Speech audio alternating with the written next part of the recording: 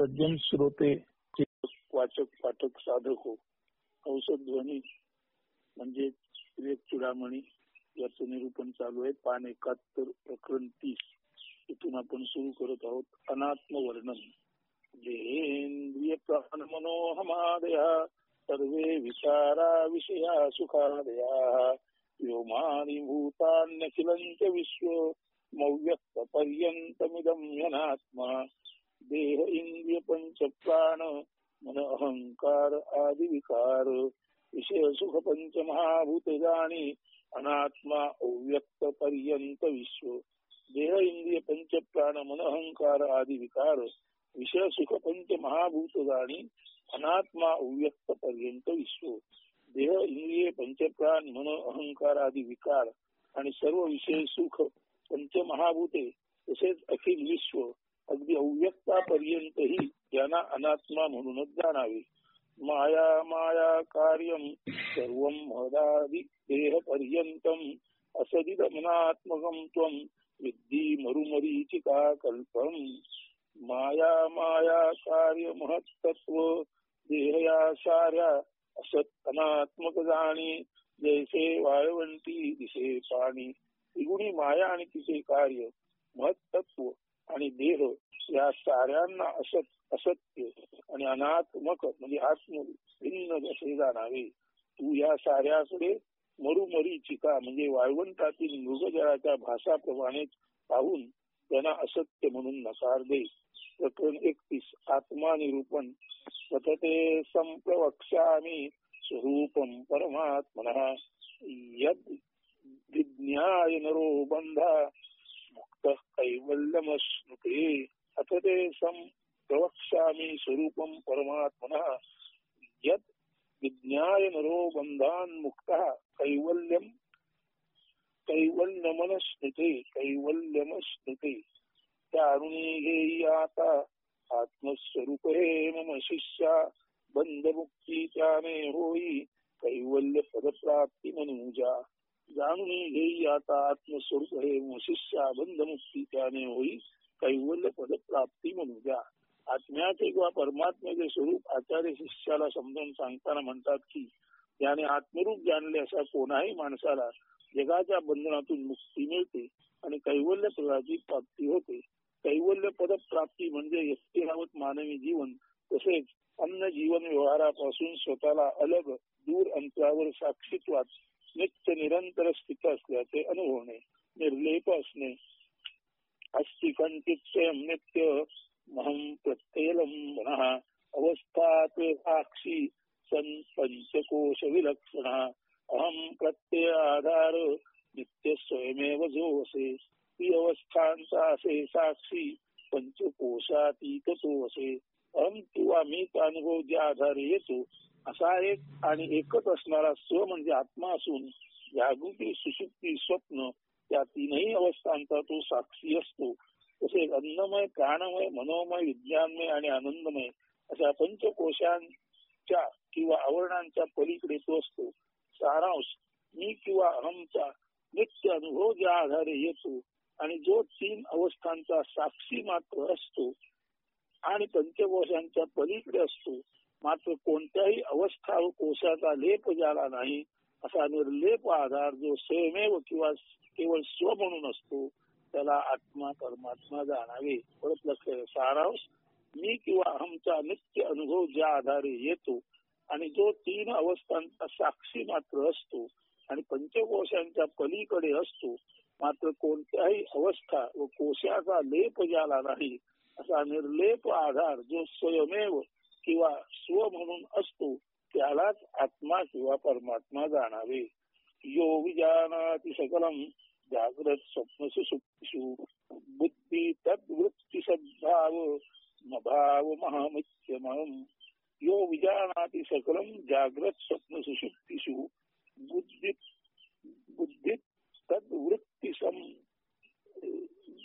बुद्धी तद्वृत्ति सद्भावम भाव महामित्ययम्. यो विजानाति सकलम जागृत स्वप्न सुषुप्तिषु बुद्धी तद्वृत्ति सद्भाव भाव महामित्ययम्. जागृती सुषुप्ती स्वप्नी बुद्धी वृत्ती कारणे जाणी आहे नाही ऐसे अहंभाव स्थित तो जाणी. जागृती सुसुप्ती स्वप्नी बुद्धी वृत्ती कारणे जाणी आहे नाही ऐसे अहंभाव स्थित तो जाणी. अहंभावात किंवा मी आहे अशा भावात राहून बुद्धी व वृत्तीद्वारा जो जागृती सुषुप्ती आणि स्वप्नात असण्याचा किंवा नसण्याचा अनुभविता असतो तो म्हणजे आत्मा होय. जेथे असणे व नसणे बुद्धी व वृत्तींचे तसेच याद्वारे येणाऱ्या किंवा न येणाऱ्या अनुभवांचेही समजावे. थोडे अधिक स्पष्ट करूया आहे. वास्तवात आत्मा अहंभावे नित्य असतोच असतो. मात्र हा अनुभव त्याच्या बुद्धी व वृत्तीद्वारे येत असतो. बुद्धी व वृत्ती आत्म्याच्या उपाधी आहेत. त्या जाग्या असताना अनुभव चालू असतात. जागृतीत बुद्धीद्वारा आणि स्वप्नात चैतन्याद्वारा हे काम चालू असते. मात्र गाढ निद्रेत किंवा सुषुप्तीत बुद्धी वृत्ती सुद्धा निद्रिस्त असल्याने त्याद्वारे अनुभव चालू नसतो. बुद्धी व वृत्तीच्या जागृतीत अस्तिवाचक अनुभव किंवा नास्तिवाचक अनुभव चालू असतात. गाढ झोपेत काही नसते. हा अनुभवही करणे शक्य नसते. सुषुप्तीतून बाहेर आल्यानंतर मात्र त्याबाबत काही नव्हते किंवा मी गाढ झोपेत होतो असे बोलले जाते. आता प्रश्न असा उरतो की आत्मा अहंभावे तिन्ही अवस्थात कसा असतो. जागृतीत व स्वप्नात बुद्धी व चैतन्य या त्याच्या उपाधीद्वारे अनुभव असणे नसणे वगैरे दोन्ही प्रकारचे येणे चालू असते. म्हणजे तेथे मीचा आधार किंवा पाया म्हणून जागृतीत व स्वप्नामध्ये आत्मा असतोच असतो. मी अनुभवितो किंवा मी अनुभवित नाही असे म्हणताना त्या मीचा आधार जो असतो तोच आत्मा होय. सुषुप्तीत अनुभवच नसतो, कारण आत्म्याच्या बुद्धिवृत्ती या उपाधीही गाढ निद्रेतच असतात.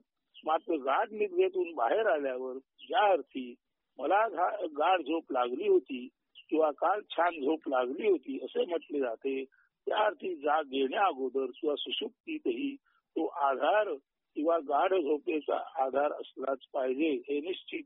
म्हणूनच अहंभावाने किंवा मी म्हणून आत्मा जागृती सुषुप्ती व स्वप्नात म्हणजे तीनही अवस्थात असतोच असतो हे सिद्ध होते.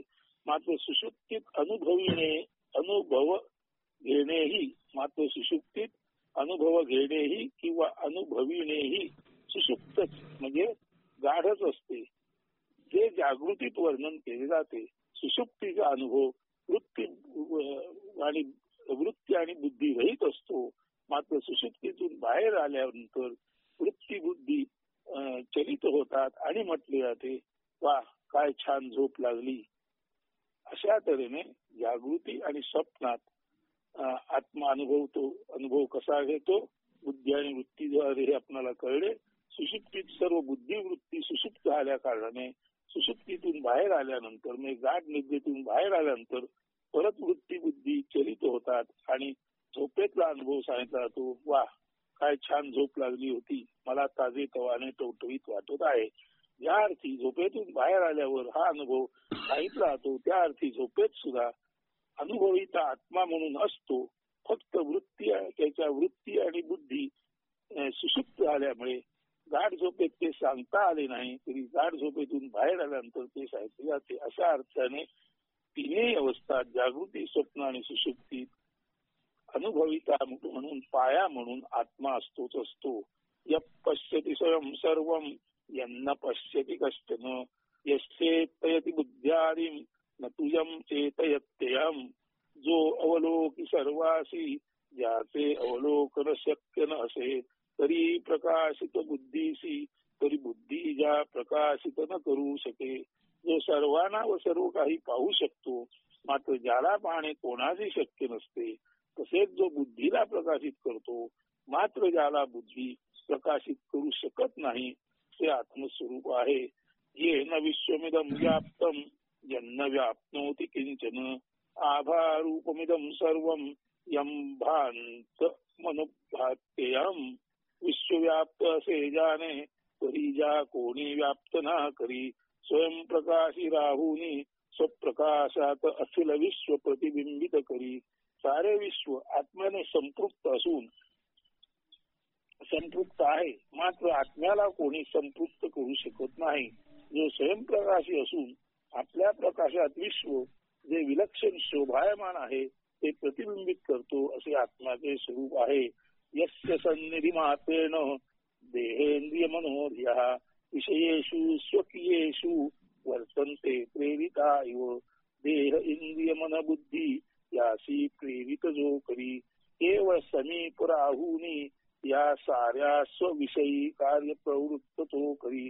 देह इंद्रिय मन बुद्धी यांना केवळ आपल्या सान्निध्याने जो प्रेरित करतो आणि त्यांना आपापल्या विषयात जो कार्य प्रवृत्त करतो असे असते आत्मस्वरूप.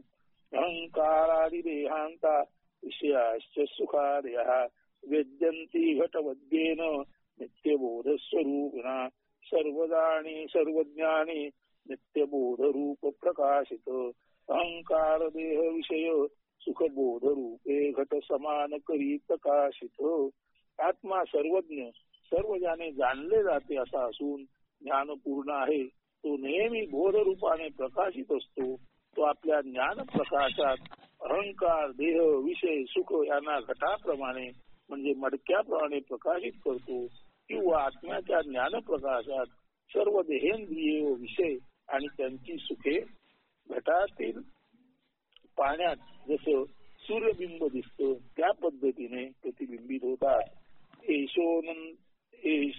एषोंतरात्मा पुरुष पुराणो निरंतराखंड सुखानुभूती तदैक रूप प्रतिबोध मात्रो येने शिता वाग सवश्चरंती. हा अंतरात्मा सदानंद रूप प्राण पुरुष एक रूप बोध मात्र प्रेरित हती इंद्रिये वाणी जाने प्रकाशती चंद्र सूर्य चालती प्राण त्याने.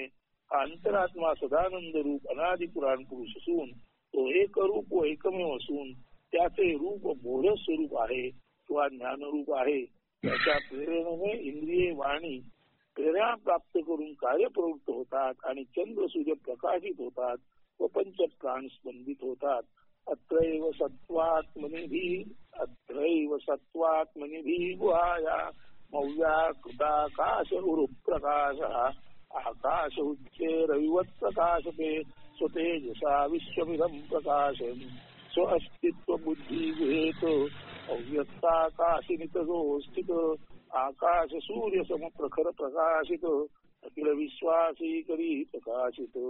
आत्मा स्वतःच्या केवळ असणेपणाच्या भूमीवर आत्मा स्वतःच्या केवळ असणेपणाच्या भूमीवर बुद्धिरूपी गुहेच्या आत असलेल्या अंतराळात किंवा आकाशात नेहमीच्या आकाश सूर्याप्रमाणे प्रखर तेजाने तळपत असतो. त्याच्या तेजातच हे अखिल विश्व प्रकाशमान होतो.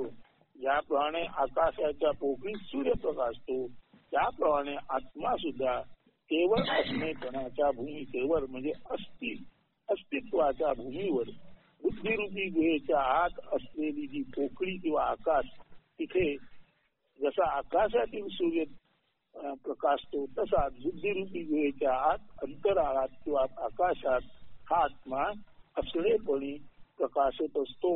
प्रखर तेजाने तळपत असतो. त्याच्या तेजातच हे अखिल विश्व प्रकाशमान होते. ज्ञाता मनोहं कृतिविक्रियाणाम देहेंद्रिय प्राण कृतक्रियाणाम योग्निवत्तान्न वर्तमानो न चेष्टते न विकरोति किंचन. ज्ञाता मन अहंकार विकारांचा ऐसा देह इंद्रिय प्राण कृतक्रियांचा अग्नितप्त घना अनुवर्ते यत्न न करी न विकारासी पावे. आत्मा स्वतः अविचल राहुनी मन अहंकार यांचे विकार बदल रूपांतरण जाणीत असतो. तसेच तो देह इंद्रिय आणि प्राणक्रियांचाही ज्ञाता असतो. आगीशी संबंधित लोखंड किंवा घन जसे अनुवर्तन करतो तसे त्याचे वागणे असते. घन स्वतः काही प्रयत्न करीत नाही तसेच त्याच्या स्वतःमध्येही काही बदल होत नाही. सारांश कोणाच्याही संबंधाने आत्म्यात बदल रूपांतरण विकार विकृती केवळ अशक्य असते. न जायते नो म्रियते न वर्धते न क्षीयते नो विकरोति नित्यः विधीयमाने पिव पुष्यमुष्मिन् न लोपते कुंभ इवांबरं स्वयं. ना जन्म मृत्यू वाढना घट जासी विकारी ना जोर आहे नित्य आहे तयासी विकारी ना जो राहे नित्य आहे तैसाची. कुठे घट तेव्हा घटाकाश जाई शरीर जाई तरी आत्मा न जाई. आत्माला जन्म मृत्यू वाढ घट आणि अन्न विकार काही करू शकत नाही. तो नित्य जसा आहे तसा असतो, अविकारी राहतो. घट किंवा मडके फुटल्यावर त्या घटात किंवा मडक्यात सामावलेले आकाशही लीन होते किंवा विलीन होते, अंतर्धान पावते. तसेच शरीर गेल्यावरही शरीर रूपी घट गेल्यावरही आत्मा कुठे जात नाही, तर घटात घट फुटला की घटातील आकाश चिराकाशामध्ये किंवा अनंत आकाशात जातो. तसंच शरीर रूपी घट फुटल्यावर त्या घटातील आत्मा जो आकाशवत आहे तोही आत्मा परमाकाशात किंवा परमात्म्यात विलीन होतो. प्रकृती विकृती भिन्न शुद्ध बोध स्वभाव सदसत विदमशेषम भासयन निर्विशेषा. विलसती परमात्मा जागृता विश्वस्था सहमिती साक्षात साक्षी रूपेण बुद्धेः. प्रकृती विकृती भिन्ना शुद्ध बोध स्वभाव सदसदीदमशेषम सदसदीदमशेषम भासयन्निर्विशेषः. विलसति परमात्मा जागृता विश्वस्था स्वहमिति साक्षात् साक्षी रूपेण बुद्धेः. प्रकृति विकृति पाशिनी भिन्न शुद्ध ज्ञान स्वरूप जो राही. प्रकृति विकृति पाशिनी भिन्न शुद्ध ज्ञान स्वरूप जो राही. सत असत आदि सर्वा सम प्रकाशित करीत जो राही. जागृती सुषुप्ती स्वप्ने अहम भावे स्फुरित जो राही. बुद्धी साक्षी रूपे परमात्मा सदा विलसित तो राही. मूळ म्हणजे स्वभाव आणि त्यात होणारे बदल म्हणजे प्रकृती विकृती. स्वभाव आणि प्रकृती विकृती यापासून जो अलिप्त आहे आणि केवळ शुद्ध जाणीव रूपे बुद्धी रूपे जो आहे असा आत्मा सत असत या सर्वांना सारखेपणे प्रकाशित करीत असतो. जागृती सुषुप्ती आणि स्वप्नात मी आहे म्हणजे अहम भावाने बुद्धीचा साक्षी म्हणून हा परमात्मा शोभायमान असतो. अहम म्हणून तो नित्य विलसित विराजित असतो. नियमित मनसा त्वं समात्मानमात्म नियमहमिति साक्षात विद्धि बुद्धि प्रसादात. जनित मरण तरंगा पार संसार सिंधुम तथारभो कृताको ब्रह्मरूपेण संस्थः. चित्त संयमनी बुद्धी प्रसन्न होता अंतःकरणी जाणी पायी स्वयमेव ही आत्मा जाणीवी या सहज जन्म मरण संसार पार करिता उदात होई तू प्राप्त ब्रह्मरूपासी करिता. शम दम तितिक्षा उपरती श्रद्धा समाधान या षटगुणी दैवी संपत्तीने चित्ताचे संयमन केल्यावर बुद्धी प्रसन्न होते आणि अंतःकरणात मी आत्मा आहे हा साक्षात्कार घडतो असे जाणता पाहता येते. या जाणीवेत नित्य निरंतर राहिल्याने सहजासहजी जन्म मरण रूपी चक्रातून सुटका प्राप्त होऊ शकते आणि मग ब्रह्मरूप होऊन कृतार्थ होता येते. तसे तुझे बाबत ब्रह्मरूप होऊन धन्यता कृतार्थता प्राप्त करणे घडो किंवा संभवू दे असा आशीर्वाद आचार्य शिष्याला देतात. प्रकरण 32 अध्यास. अत्रानात्मन्यहमिति मतिर्बंध एषोऽस्य पुंसः प्राप्तो ज्ञानाज्जनन मरण क्लेश संपातहेतुः. येनैवायं वपुरिदम् असत् सत्यमित्यात्मबुद्ध्या पुष्यत्युक्षत्यवति विषये तंतुभिः कोशकृद्वत्. अनात्म वस्तुत जरी पाही मी ऐसे पुरुष तरी जन्म मरण क्लेशकारी अज्ञान बंधन प्यासते रही. असत शरीरा सत्यारोपी ऐसा अज्ञानी घेधवा कोश पोषी रेशिव पिडा ऐसा अज्ञानी मिथ्या शरीर पोषी ते धवा. अध्यास म्हणजे आरोप करणे किंवा जे जसे नाही ते तसे समजणे किंवा जे असे आहे ते असलेल्या शरीर वेगळेच समजणे. जेव्हा पुरुष शरीराला मी समजतो तेव्हा त्याला अनात्म बुद्धी असे म्हणतात. शरीर हे असत किंवा मिथ्या आहे अशा असत मिथ्या नाशिवंत गोष्टीलाच मी म्हणजे चैतन्य जे अविनाशी आहे किंवा आत्मा जो अविनाशी असे समजणे म्हणजे असत्यावर सत्याचा आरोप म्हणजे अध्यास करणे आहे, आरोप म्हणजे अध्यास. असा पुरुष आपल्या अनात्म बुद्धीमुळे शरीराला मी समजून जन्म मरण रूपी क्लेशकारी अज्ञान बंधनात कायमचा गुरफटला जातो. असा अज्ञानी पुरुष मिथ्या शरीराचे विषयाद्वारे कसे भरण पोषण करतो, तसा रेशीम किडा आपल्या रेशमी कोशाचे, तो कोश म्हणजेच आपण समजून लालन पालन करतो. रेशमी किडा आपल्या कोशाला स्वतः मी समजतो आणि त्या कोशाचं लालन पोषण करतो. तसा हा ज्ञानी माणूस शरीरालाच मी समजतो आणि शरीराचं भरण पोषण करतो, म्हणजे पिंड पोषण करतो. म्हणून आपण जे नाही ते आपण समजणे, याला अध्यास म्हणतात. आपण शरीर आहोत, आपण आत्मा नाही, पण शरीर म्हणजेच आत्मा समजणे, शरीरावर आत्म्याचा आरोप करणे, याला अध्यास म्हणतात. म्हणजे जे नाही ते किंवा जे जसे आहे ते तसे न समजून वेगळेच समजणे. शरीर हे शरीर आहे हे न समजता शरीराला आत्मा समजणे, शरीरावर आत्म्याचा आरोप अध्यास करणे हे अज्ञान आहे.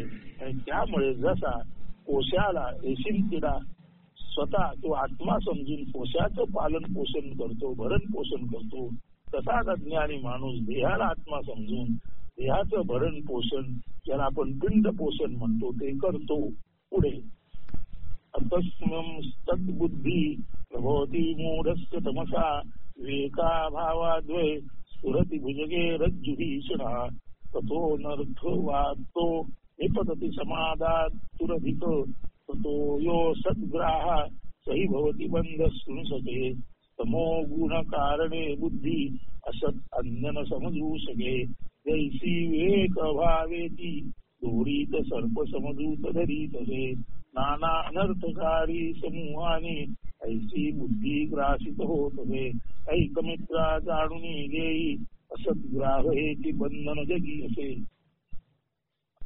अतस्निस्तद बुद्धी प्रभवती मूढस्य तमसा विवेका भावाद्वय स्फुरति भुजगे रज्जुभीषणा ततो नर्थ रातो निपतति समाधातु रधिक ततो यो सद्ग्राह सही भवति बंध शृणुसके तमो गुण कारणे बुद्धी असत अन्य न समजू शके जैसी विवेक भावेती दोरीत सर्प समजूत धरीत असे नाना अनर्थकारी समूहाने ऐसी बुद्धी ग्रासित होत असे ऐकमित्रा जाणून घेईल असद्ग्राह हेची बंधन असे हेची बंधन जगी असे.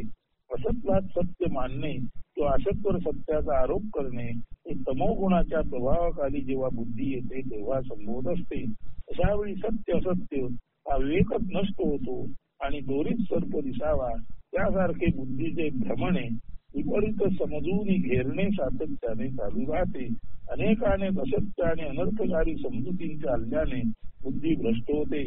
आचार्य म्हणतात, हे मित्रा जाणून घे, असद्ग्राह किंवा असतचा बुद्धीला पडलेला वेखा, असद्ग्राह म्हणजे असतने पकडणे, असद्ग्राह किंवा असतचा बुद्धीला पडलेला वेखा हेच खरे गुरे बंधन आहे. येथे सुद्धा सत्याची समजूत नीट न पडल्याने दोरीत सर्व पाहणे म्हणजे असत्वर, म्हणजे दोरीला दोरी न जाणता असत्वर सत्याचा आरोप करणे म्हणजे दोरीला ती जी नाही किंवा वेगळेच म्हणजे सर्प समजणे असे घडत असते. वास्तवात दोरीला सर्प समजणे हे जसे असत आहे तसेच यदा कदाचित सर्पाला दोरी समजून हाती धरले तरी तेही तितकेच असत आहे. असद्ग्राह म्हणजे विवेक ज्ञानाचे अभावी एखाद्या वस्तू किंवा गोष्टीला ती जी व जशी आहे तसे न जाणता किंवा न ओळखता वेगळेच समजणे होय. ग्राह म्हणजे धरणे किंवा पकडणे. चुकीच्या किंवा भ्रामक समजुतींच्या गराड्यात वेटोळ्यात आसात बुद्धीचे अडकणे व चुकीचे वागणे म्हणजे असद्ग्राह होय. त्याने होणारा नाश विनाश अधोगती म्हणजे संसारातील बंधन हे सारे चुकीच्या समजुतींमुळे ज्याला आरोप किंवा अध्यास म्हणतात घडत असते. अशा चुकीच्या समजुती किंवा गोंधळाची अवस्था बुद्धी जेव्हा तमोगुणाचे आवरणाखाली येते तेव्हा उद्भवते. अखंड नित्या द्वैबोध शक्त्या स्फुरंतमोत्मा नमनंत वैभवम समावृणात्या वितिशक्तिरेषा तमोमयी राहुरिवार्कबिंबम अखंड नित्य द्वयबोध शक्तीने स्फुरित वैभव संपन्न आत्मतत्व जरी राहते. तमोमय आवरण शक्ती तरी तैसी त्या झाकीत राहते. तैसा राहू गगन मंडळी सूर्यबिंब प्राशित करीचे. अखंडपणे अद्वैतात बोधरूपाने स्फुरित होऊन वैभव संपन्न आत्मतत्व प्रकाशत असते. मात्र तमशक्ती किंवा तमोगुण शक्ती त्याला अशा तऱ्हेने झाकते ज्याप्रमाणे राहू आकाशातील सूर्यबिंबाचा घास घेतो. तिरोभूते स्वात्ममन्यमलतर तेजोवती पुमा. तिरोभूते स्वात्ममन्यमलतर तेजोवती पुमा. आत्मानं मोहात अमिति शरीरं कलयति. ततः कामक्रोध प्रभृतिभिरमुं बंधन गुणैहि परम विक्षेपाख्या रजस उशक्तिर्व्यथयति. अतिनिर्मल तेजस्वी आत्मतत्व लुप्त होई जरी अनात्मदेहासी समजे मी ऐसे पुरुष जगी तरी. व्यवहार गुण विक्षेप नामक प्रबळ शक्ती गोंधळ करी. कामक्रोधादी बंधन गुणी ऐशा पुरुषा व्यतिपती करी. म्हणजे तमोगुणाने जे नाही त्याला जे आहे त्याला वेगळेच समजणे घडते. आता रजोगुणाने काय घडते ते पहा. तमोगुणाच्या प्रभावाखाली सत्याचा विसर पडत असतो. त्या कारणाने अति निर्मल तेजस्वी आत्मतत्व त्या प्रकारे झाकले जाते किंवा लुप्त होते ज्या प्रकारे सूर्याला राहू आच्छादित करतो. असे झाल्यावर या नाशिवंत देहाला आत्मा किंवा मी समजण्याची चूक असा आत्मबुद्धी नष्ट झालेला पुरुष करतो. एकदा का अनात्म आत्मा म्हणून चुकीने समजले गेले की एकदा का अनात्म हे आत्मा नाही त्याला आत्मा म्हणून चुकीचे समजले गेले की तमोगुणाच्या कारणाने जो आत्मा नाही त्यालाच आत्मा समजणे म्हणजे शरीर अनात्म असून त्यालाच आत्मा समजणे अशी चूक एकदा का तमोगुणाच्या आवरणाखाली आल्यामुळे केली गेली की तिथून पुढे रजोगुणाची प्रबल व प्रसिद्ध विवेक विक्षेप शक्ती वा भ्रम उडवणारी शक्ती कार्यरत होते. तमोगुण प्रभाव आला की असत्याला सत मानले जाते आणि तिथून पुढे जाऊन रजोगुण आहे त्याची प्रबल व प्रसिद्ध विक्षेप शक्ती आणि तिथून पुढे रजोगुणाची प्रबल भ्रमकारक गोंधळ उडवणारी शक्ती कार्यरत होते. ही विक्षेप शक्ती कामक्रोधादी आपल्या षड ऋतूंच्या द्वारे अशा पुरुषाला व्यथित दुःखी कष्टी करते. म्हणजे तमोगुणाने असतला सत समजले जाते आणि रजोगुणामुळे रजोगुणाची भ्रम निर्माण करणारी गोंधळ उडवणारी शक्ती कार्यरत होते आणि त्याद्वारे षड ऋतूंचे बळ वाढते आणि षड ऋतू अशा पुरुषाला व्यथित दुःखी कष्टी करतात. तमोगुणातून रजोगुण अधिक प्रबळ होतो असा त्याचा अर्थ आहे. महामोह ग्राह ग्रसन गरितात्मा वग मनो. महामोह ग्राह ग्रसन गरितात्मा व गमनो. धियो नानावस्था स्वयमभिनयन गुणतया अपारे संसारे विषय विषपुरे जलनिधौ निमज्जोन्मज्जायं भ्रमति कुमति कुत्सित गतिः. महामोही ग्रस्त गरितपती दुर्बल जीव सदा गुंते डुंबे विषय विष संसार जीव. विवेका तो सांडी कुमती गुण अभिमानाधरी जीव. नानावस्थी भ्रमित अभिनय नाट्या करी जीव. या संसारूपी विषय आणि कामना त्यांच्या विषयाने भरलेल्या सागरात महामोहामुळे जीवाला घट्ट पकडले जाते. जशी सुसर किंवा मगर माणसाचा हात पाय घट्ट पकडून अधिकाधिक खोलात नेते त्याच पद्धतीने या संसारूपी विषय आणि कामना यांच्या विषयाने भरलेल्या सागरात महामोहामुळे जीवाला घट्ट पकडले जाते. त्यामुळे जीव गलित पतित दुर्बल होतो. त्याचा विवेक नष्ट होतो आणि अनात्म वसत्यानंदी लागलेला तो कुवतीच्या अधीन होऊन तिच्या दुर्गुणांचाच अभिमान बाळगू लागतो. परिणामतः तो बुद्धीच्या अनेकानेक अधोगत अवस्थांना प्राप्त होतो आणि भ्रमित होऊन या संसारात अनेकानेक सोंगे किंवा नाट्य अभिनय वटवतो. भानुप्रभास जनिता प्रपंक्ती भानु तिरोधाय विजृंभते यथा. आत्मोदीयताहं कुटितात्मतत्वं तथा तिरोधाय विजृंभते स्वयं सूर्यतेज प्रसवे घनमाला आत्मतेज प्रसवे अहंकारा बिंबलुप्त प्रशस्त घनाकार आत्मलुप्त प्रशस्त अहंकार. सूर्यतेजातून घनमाला आणि आत्मतेजातून अहंकार निर्माण होतो. मात्र तीच मेघमाला किंवा घनमाला ही सूर्यनिर्मित असते, ती सूर्यबिंबाला झाकते आणि तोच आत्मनिर्मित अहंकार प्रत्यक्ष आत्म्याला झाकून टाकतो. वेगळ्या शब्दात सूर्यतेज आणि आत्मतेज म्हणजेच असत ढगाने अहंकाराने दाखवले जाते. वेगळ्या शब्दात सूर्यतेज आणि आत्मतेज असत ढगाने आणि अहंकाराने दाखवले जाते. म्हणजे सूर्यतेजातून निर्माण होणारी घनमाला प्रत्यक्ष सूर्याला झाकून टाकते आणि आत्मतेजातून निर्माण होणारा अहंकार प्रत्यक्ष आत्म्याला झाकून टाकतो. तसेच सतमधून आलेले सूर्यातून आलेले सूर्यतेज आणि आत्म्यातून आलेले आत्मतेज हे प्रत्यक्षात सूर्यातून घनमाला निर्माण होते, सूर्यतेजातून घनमाला निर्माण होते आणि ती घनमाला सूर्याला घालते. तसंच आत्मतेजातून अहंकार निर्माण होतो आणि तो अहंकार आत्म्याला घालतो. म्हणजे असतने सूर्याला आणि आत्म्याला झाकले जाते. सत लुप्त होऊन असत फैलावते. प्रकरण 33 आवरण शक्ती आणि विक्षेप शक्ती.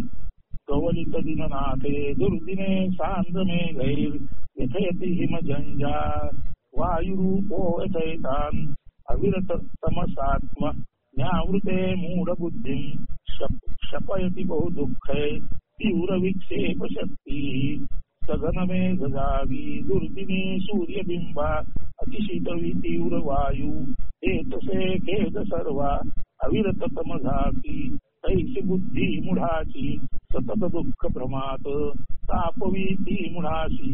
एखाद्या दुर्दिनी सूर्यबिंबाला घनदाट काळे ढग झाकून टाकतात आणि अति थंड व तीव्र प्रकोपकारी वाऱ्याने सर्व जणांना दुःखी कष्टी केले जाते.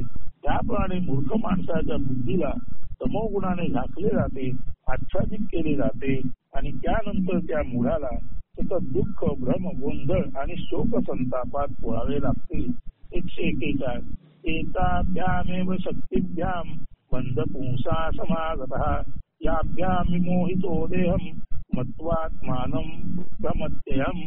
उभय शक्ती बंधनातही जगीया पुरुष राहती देहासी आत्मा समजुनी मोहित संसार चक्री फिरत राहती.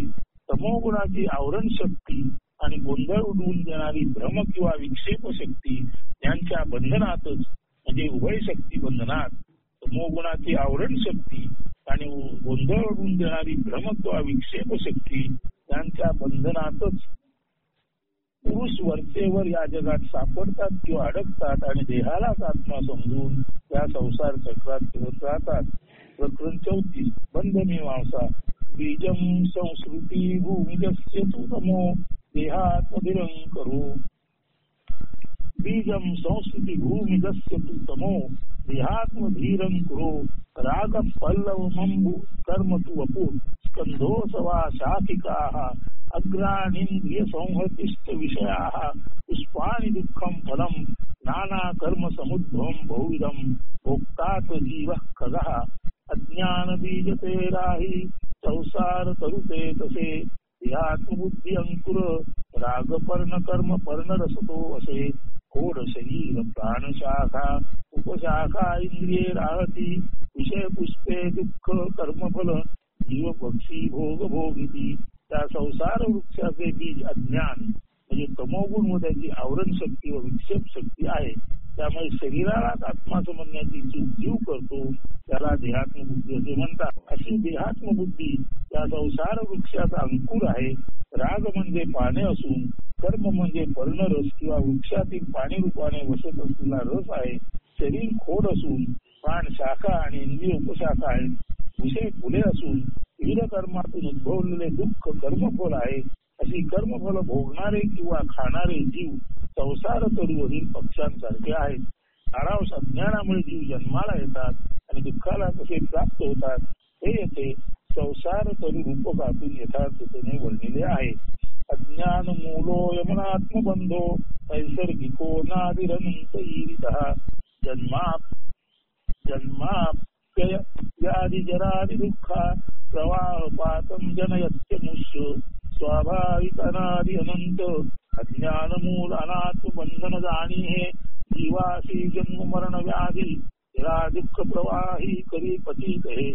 जीव देहालाच आत्मा समजतो म्हणून या अज्ञान मूलक अज्ञान हेच ज्याचे मूळ आहे किंवा ज्याचा उगम आहे अनात्मबंधनाला स्वाभाविक आणि अनादि अनंत असे वर्णिले आहे. या ज्ञान मूलक अनात्मबंधनाला स्वाभाविक आणि अनादि अनंत असे वर्णिले आहे कारण जीव देहालाच आत्मा समजतो म्हणून.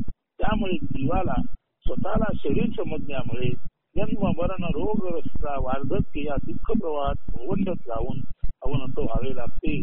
जीव जर आपणाला शरीर समजणार नाही आत्मा समजेल तर स्वाभाविकच पुनरपि जन्म पुनरपि मरणम अशी ही त्याची जीव दशा तो निश्चित काढू शकेल. तर 34 प्रकरण 84 पर्यंत आपण आलो. अस्तु पुढील निरूपण उद्याच्या अंकात.